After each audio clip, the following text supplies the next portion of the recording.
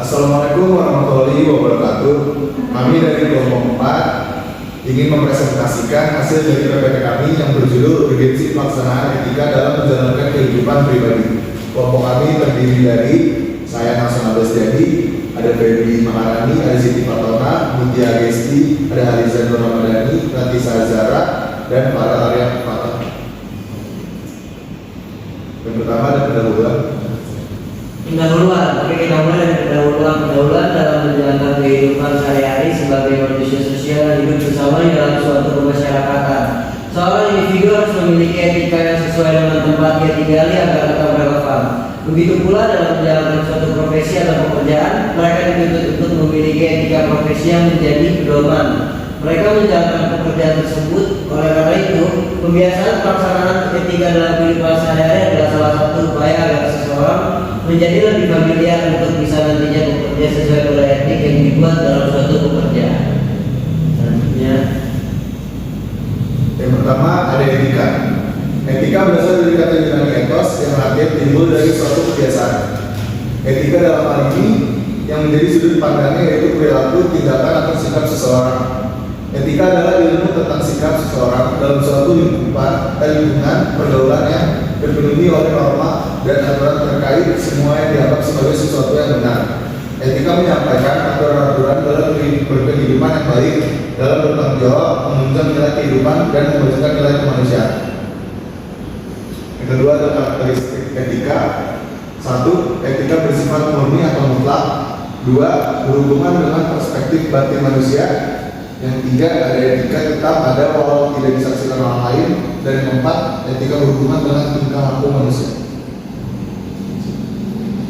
Selanjutnya ada manfaat etika. Yang pertama, etika bermanfaat dalam jembatan antar nilai. Misalnya dalam berbeda agama, dengan hadirnya etika dua hal ini akan bisa menjadi kesatuan dan kebiasaan yang ada dalam masyarakat tanpa ada pihak yang dirugikan. Yang kedua, pembeda antara baik dan buruk. Yang kedua, pembeda antara yang baik dan buruk. Yang ketiga, etika bermanfaat agar individu bisa mempunyai sikap kritis. Yang keempat, etika menumbuhkan pendirian dalam diri. Yang kelima, etika bermanfaat dalam membuat sesuatu sesuai dengan peraturan. Dan yang terakhir adalah etika dapat membantu dalam menentukan pendapat. 2. Humas. Pengertian humas atau public relation adalah seni menciptakan pengertian publik yang baik sehingga bisa memperdalam tingkat kepercayaan publik terhadap suatu individu atau organisasi. Humas dapat pula didefinisikan suatu proses yang secara kontinu dari usaha manajemen untuk memperoleh kemauan baik dan pengertian dari pelanggan, pegawai dan publik yang lebih luas. Seseorang humas melakukan analisis dan memperbaiki diri serta menjadikan pernyataan normal. Fungsi humas, public relation.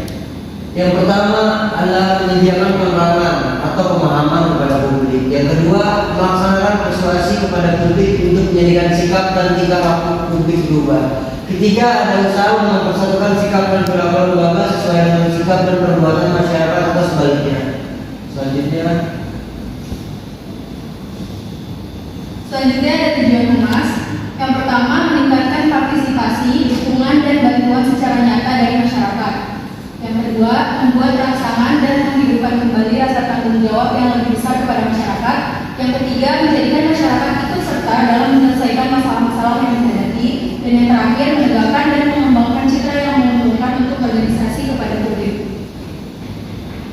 Dan yang ketiga ada kode etik.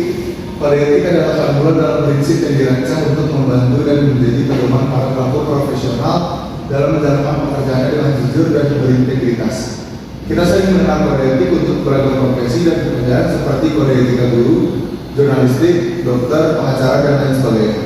Secara umum, kode etik adalah aturan yang berisi pedoman dalam bertingkah laku dan berperan sebagai aturan yang harus ditaati serta diikuti oleh semua anggotanya.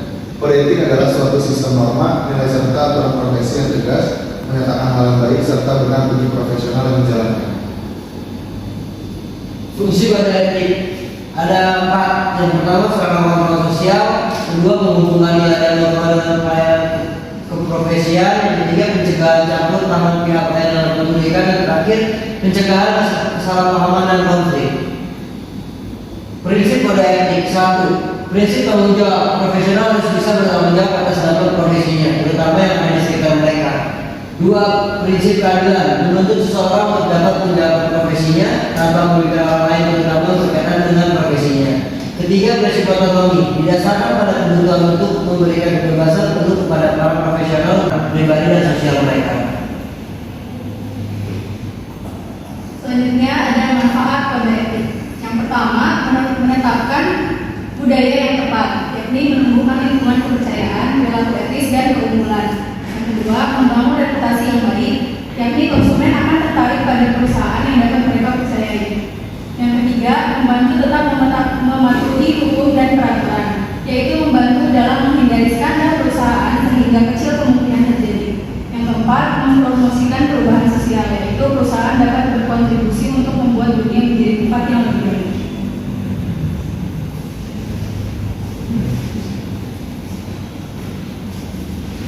Etika profesi kehumasan merupakan piagam moral sekaligus sebagai pedoman atau ramu-ramu berperilaku atau bersikap tingkat bagi penyandang profesi humas dan etis. Pelaksanaan tindakan etis tersebut sesuai dengan pedoman dalam berperilaku, mengambil keputusan, serta prosedur yang mesti dilakukan secara objektif dan dapat dipertanggungjawabkan.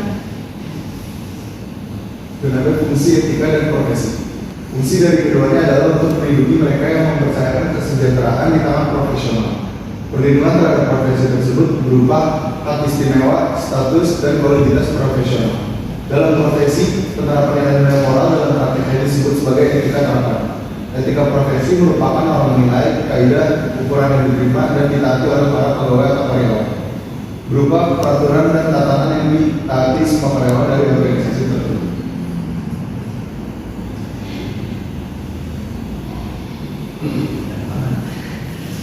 Urgensi pelaksanaan etika dalam kehidupan sehari-hari. Etika dalam masyarakat berkembang sesuai adat istiadat terkait dengan situasi dan realitas. Yang membudaya dalam kehidupan masyarakat tentang beretika berperilaku yang baik, tentu saja hal ini ditunjukkan dalam manusia lebih menggunakan keterangannya. Dalam melihat beberapa hal, di lingkungannya berkaitan dengan yang baik atau buruk. Dengan hal ini, etikalah yang mengatur dalam pergaulan seorang dalam bermasyarakat. Seseorang beretika tentunya mampu mengontrol tutur katanya dengan sesama manusia saat berinteraksi. Seseorang yang beretika tentunya dipandang baik oleh orang lain dan pastinya lebih dihargai oleh orang lain, begitu pun sebaliknya. Tanpa adanya etika tentu saja akan dipandang sebagai orang tidak mengetahui tata krama yang baik. Dengan hal ini, bahwa etika yang berperan dalam pembentukan cita diri terhadap seseorang. Contoh pelaksanaan etika pada kehidupan sehari-hari. Pertama, menunjukkan sikap hormat, tidak memandang rendah orang lain, berperilaku sopan, menghargai perbedaan pendapat, membantu orang lain, senantiasa menjaga kerukunan, hormat dalam pembawaan diri, tidak melanggar janji, hormati hak orang lain, memberikan ilmu yang bermanfaat. Contoh penerapan etika dalam humas ada menjalani relasi yang dilandasi etika baik dalam atasan maupun klien, berlaku jujur, menjaga rahasia dan kepercayaan atasan dan klien, menjaga kredibilitas dan reputasi perusahaan, berperilaku etis terhadap rekan kerja, berdiri di atas prinsip dan standar moral sehingga bisa menjadi panutan, dan yang terakhir adalah menyebarkan informasi yang akurat dan bermanfaat bagi publik. Simpulan, etika merupakan nilai sejatinya telah melekat pada diri individu dan sangat dibutuhkan dalam bersosialisasi. Hal itu karena etika akan menjadi jembatan agar terciptanya suatu kondisi yang diinginkan di dalam kehidupan bermasyarakat. Maka dari itu, tanamkan dalam diri etika yang baik agar hubungan antar sesama berlangsung baik pula. Dalam pasal 1 ditegaskan mengenai komitmen pribadi seorang praktisi humas antara lain bahwa anggota humas harus memiliki dan menerapkan standar moral serta reputasi setinggi mungkin dalam menjalankan profesi kehumasan. Esensi dari pasal ini sangat jelas bahwa dalam menjalankan tugas, seseorang humas perlu memahami bahwa profesi yang dijalankannya itu merupakan sesuatu yang sangat penting dan mulia karena berjuang untuk kebaikan masyarakat atau publik. Sekian presentasi dari kelompok kami. Ada yang ingin ditanyakan? Haliza mulai apa? Saya mau nanya, gimana sih contoh tugas humas di perusahaan menurut Pak Dari Hanawi? Makasih.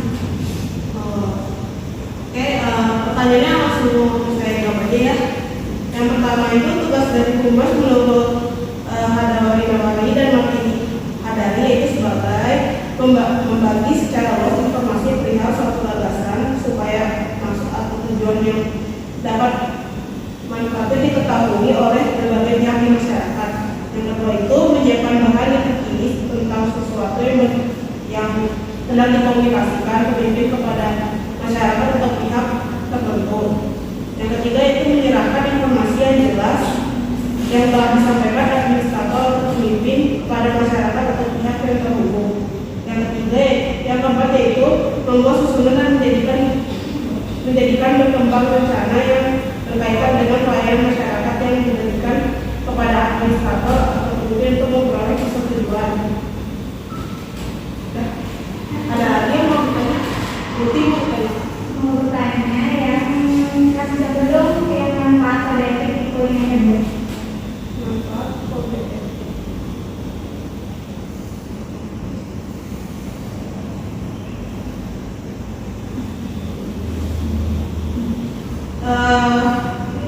Manfaat kode etik itu untuk membangun reputasi yang baik. Intinya kayak menjalin kemitraan yang membangun dengan perusahaan. Jadi pelanggan itu dia cenderung mau memilih perusahaan yang memiliki kode etik yang bagus daripada yang kode etiknya kurang. Jadi pelanggan itu lebih tertarik sama perusahaan. Kode etiknya iya membangun citra